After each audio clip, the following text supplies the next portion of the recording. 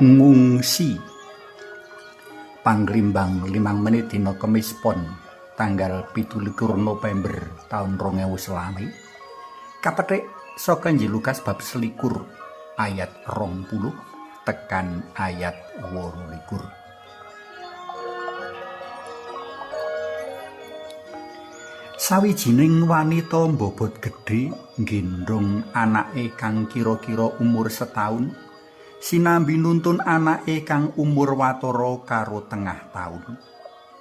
Kanthi gendheyan si wanita iki melu ngili ngungsi warga liyane.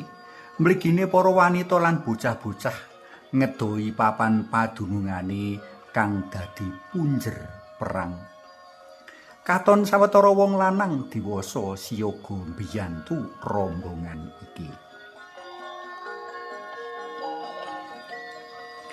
Gegambaran prastawa cecala bali kembali werana pikiranku rikala nglelimbang waosan dina iki. Ing waosan Gusti Yesus mecakake bakal anane perang gedhe ing Yerusalem. Rikala tandha-tandha bakal tekane perang mau dumadi, para murid kaprayogakake padha ngungsi. Wong-wong kang ana Yudea padha mlayu menyang pegunungan. Wong-wong kang ana njeron kutha ngungsi lan wong-wong kang ana karang pradesan aja pisan-pisan lumebu meneh menyang kutha. Gusti Yesus nandhesake anane kasangsayan tikel tekuk kang kaadepi dening para ibu kang duwe momongan, nusoni sarta kang isih mbobot. Blaen para ibu kang nedeng bobot utawa kang nedeng nusoni bayi wektu iku. Rong perkara bisa kadudut saka waosan dina iki. Sepisan, amrih ora mati konyol alias mati muspra jroning sawijining untran-untran para pendherek dalem Gusti kudu golek slamet. Keselamatan banget wigati kanggo para pendherek dalem Gusti amrih ora tumpes. Tumpesing para pendherek dalem ateges cunteling pasamuan dalem. Lan pranyata awit saka prastawa pangungsen mau iman kapitayan marang Gusti Yesus sarta paguyuban pendherek dalem Gusti tansaya mratah ketuk ngendi-endi. Kagigihan para pendherek dalem Gusti ngadepi bot repoting urip gawe trenyuing liyan. Kapindho jroning kahanan tintrim para pendherek dalem Gusti ora entuk amung mikirake kaslametane dhewe wae alias egois. Para pendherek dalem Gusti kudu mikirake kaslametan paraga-paraga ringkih tanpa daya, mligine bocah-bocah, para wanita, utamane para wanita mbobot lan nusoni. Rong paraga pungkasan iki ora bisa kesit tandange marga ribet dening kahanan kang pating gruwing.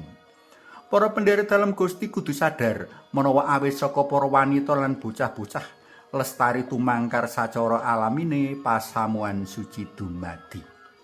Kanthi kaslametane para wanita lan bocah-bocah uga ateges kaslametakene sawijining brayat papan panggegulang iman ing tataran paling endhek dumadi. Para tresna pelem kinasih lestari lan sempurne pepantan para pendherek dalem Sang Kristus dumadi saka maneka perkara. Salah sijine arupa kupiyon nyelametake diri pribadi lan kelompok ngendani kacilakan lan mati konyol. Ketuk jaman saiki nadyan ing kahanan kang beda, upaya nyelametake diri amrih ora mati konyol iki tetep kabutuhake. Perang, bebendu, pagebluk lan sak piturute nuntut sawijining pergerakan massal kang gesit. Ketuk jaman saiki reroyongan mitulungi warga kang jroning kahanan ribet lan ringkih uga isih kabutuhake.